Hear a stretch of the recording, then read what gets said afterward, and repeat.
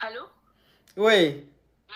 Allô, bonjour, coach. Ma chérie, s'il te plaît, tu enlèves le haut-parleur, tu enlèves l'écouteur et tu parles. Toujours, il faut D'accord, répéter la même j'ai chose. enlevé le haut-parleur.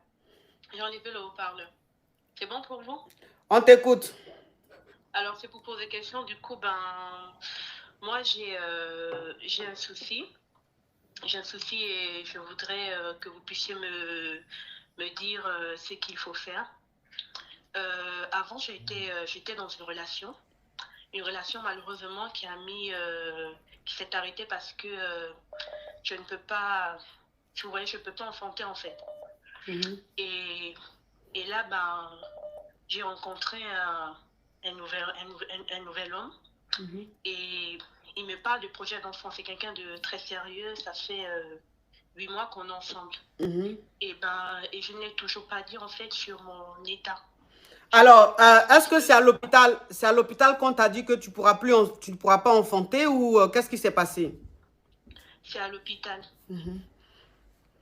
Ok, donc à l'hôpital, on t'a dit tu peux... J'ai une maladie, en fait, qui m'empêche, en fait, de tomber enceinte, qui m'a rendue directement, complètement stérile. Donc, je sais pas ce qu'il faut faire, s'il faut l'avouer à mon partenaire, je sais vraiment pas. Alors, moi, ce que je te conseillerais, c'est de ne pas avouer.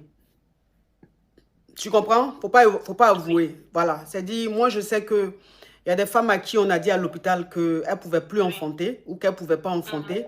Ces femmes-là, aujourd'hui, ont un enfant ou des enfants. Il y a ce que l'homme dit et il y a ce que Dieu dit. Et c'est Dieu qui a le dernier mot. Donc, peut-être que les hommes ne peuvent pas te faire enfanter, mais Dieu n'a pas dit son dernier mot. Si ça se trouve, ce mec-là, avec lui, tu pourras enfanter. On ne sait jamais. Je dis, il ne faut pas dire quelque chose à un homme qui va le faire fuir. Parce qu'un homme déjà qui vient vers toi, qui est sérieux, qui te dit, on va avoir des enfants, à cet homme-là, si tu dis, non, moi, je ne pourrais pas enfanter parce que je suis stérile, malgré l'amour qu'il a pour toi, ça va créer quand même ça va le refroidir. Alors que si tu ne lui dis pas que tu es avec lui, on ne sait jamais. Tu es croyante, tu vas à l'église ou même tu vas à la mosquée. Donc, il faut toujours prier ton Dieu. Il faut toujours demander à ton Dieu que tu veux d'un enfant. On dit ce qu'on demande à Dieu, là, Dieu nous donne. Donc, si tu es croyante, que tu dis à Dieu, Dieu, je veux un enfant là. Même si c'est jusqu'à 40 ans, 50 ans, Dieu va te donner un enfant là. Donc, l'homme qui est avec toi, il ne faut pas lui dire que tu ne peux pas enfanter. Ça va le décourager, il va partir.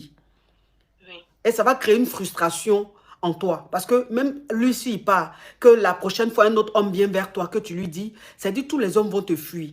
Et ça va créer une frustration en toi, ça va te rendre de plus en plus malheureuse. Alors que ce n'est pas de ta faute.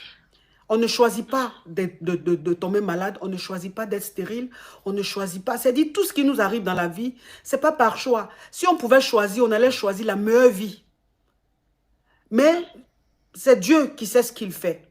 Mais le même Dieu qui t'a mis au monde, qui t'a créé femme, ce même Dieu-là, il faut toujours lui demander que tu veux d'un enfant. Il va te donner. Donc peut-être que l'homme qui est là, peut-être que c'est à travers lui, Dieu va te donner un enfant. Maintenant, si tu lui dis que tu n'enfantes pas, qu'il parle, là, tu fais comment? Donc, il ne faut pas dire, il faut laisser comme ça. Tu as compris? Mais après, il se pose des questions parce que ça fait quand même un moment qu'on a arrêté en fait de se protéger. Un moment, c'est-à-dire? Ça fait, vu que quand on a commencé à sortir ensemble... Ma chérie, il faut être bref, ma chérie. Non, va à l'essentiel. Un moment, c'est-à-dire? Un moment, ça fait déjà bientôt 4 mois qu'on a arrêté de... Mais attends, ma chérie, donc tu graves avec un homme sans préservatif pendant 4 mois, tu vas tomber enceinte, ça veut dire quoi? On n'est pas dans un dessin animé. Tu peux tomber enceinte 1 an après, tu peux tomber enceinte 2 ans après ou 3 ans après. Ça ne se calcule pas. Ce n'est pas toi qui décides, c'est Dieu qui décide. Donc, ce n'est pas parce que tu ne te protèges plus avec un homme que 3 mois après, tu dois tomber enceinte. Non, non, non. Donc, arrête de te foutre une pression et ça va faire que tu ne seras pas à l'aise dans ta relation. Reste avec lui. Il faut confie ton ventre à Dieu, confie ton enfantement à Dieu. Mais moi, je sais que Dieu, il surprend. Dieu qui est là, il ne nous trahit jamais. Tu sais, moi, quand je suis tombée enceinte de mon fils, avant de tomber enceinte de mon fils, j'ai fait 6 mois, je n'avais pas mes menstrues. Pendant 6 mois, je n'avais pas mes menstrues. Je n'étais pas enceinte, hein, mais je n'avais pas mes menstrues. Tu comprends un peu? Et quand je suis arrivée ici, en France, c'est arrivé à un certain moment, il y a des gens qui racontaient, hein, des personnes que je fréquentais qui racontaient un peu partout, oh, celle, elle est stérile. Elle est stérile. Elle ne peut pas tomber enceinte. Elle est stérile, elle ne peut pas tomber enceinte. Et j'avais des petits soucis. Donc, j'ai fait 6 mois, je ne tombais pas enceinte.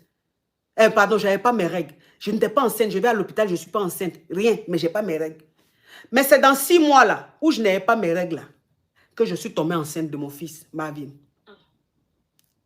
Tu comprends? C'est dans, je n'ai pas mes règles ne viennent pas 6 mois, ça vient 1 mois, ça ne vient pas 3 mois, ça vient 4 mois, ça ne vient pas 5 mois là. C'est dans ces yafou, brouilla, c'est-à-dire que mélangement là, que je suis tombée enceinte. Moi, mais je suis tombée enceinte, je ne savais pas.